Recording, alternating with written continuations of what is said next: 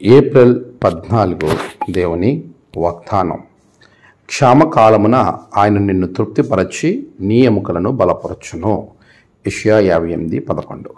మన ప్రవీణ్ యేసుక్రీస్తు నామంలో మీ అందరికీ ఈ ఉదయం శుభాలు తెలియచేస్తూ ఉన్నాను. ప్రియులారా, ఎలా ఉన్నారు? అంతా క్షేమంగా ఉన్నారు కదా? దేవుని మహాకృప మనలందరినీ బలపరిచి ధైర్యపరిచి ముందుకు నడిపిస్తూ ఉంది. అందుని బట్టి దేవాతి దేవునికి కృతజ్ఞతాస్తుతులు చెల్లిస్తూ ఉన్నాను. ప్రియ విశ్వాసి, ఈ పరిశుద్ధ వారంలో పరిశుద్ధ సోమవారం ప్రభు మనలను బలపరుస్తూ ఉన్నాడు. ఇదిగో నీ క్షామకాలము ఆయన నిన్ను తృప్తిపరచి నీ ఎముకలను బలపరచును.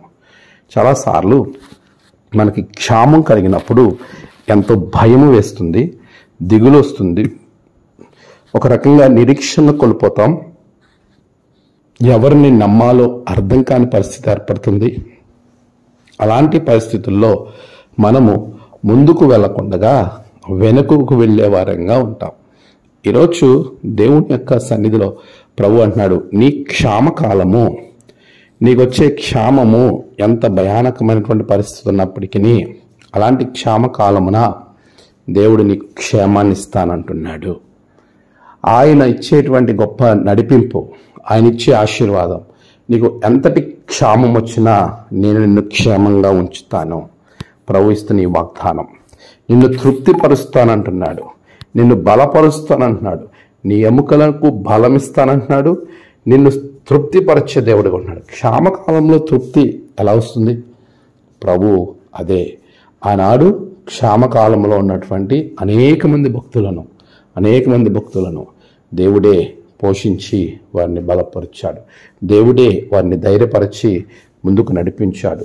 వారి జీవితంలో సంతృప్తిని అనుగ్రహించినటువంటి గొప్ప ప్రభువు మన యొక్క యేసుక్రీస్తు ప్రభువు. అలాంటి గొప్ప రాజుని ఆరాధిస్తున్నటువంటి నీవు నేను, ప్రభు అంటున్నాడు, నీ క్షామమున నేను నిన్ను బలపరుస్తాను. దేవుని యందు విశ్వాసం ఉంచండి, ప్రభు మిమ్మల్ని బలపరిచి దీవించునుగాక. ఆమేన్. ప్రార్థన. సర్వశక్తిమంతుడా గొప్ప దేవానికి వందనాలు. గడిచిన కాలము మీరు తోడుగొన్నారు.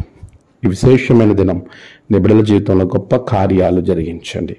నేడు వారు తలపెట్టిన ప్రతి పనిలో జయము దయచేయండి. నేడు జన్మదినము, వివాహదినము, ఆయా విశేష దినములు జరుపుకుంటున్న బిడ్డలను బహుగా దీవించండి. తమ ప్రియులను కోల్పోయిన కుటుంబాలకు ఆదరణ, నెమ్మది దయచేయండి. దినదీవులతో నింపి మీరే మహిమ, ఘనత, ప్రభావాలు పొందుకొనమని యేసు నామమున ప్రార్థించి వేడుకొంచున్నాం తండ్రి. ఆమేన్. తండ్రి, కుమార, పరిశుద్ధాత్మ త్రియేక దేవుని దీవెన మీకు తోడుగా ఉండి బలపరచును గాక. ఆమేన్.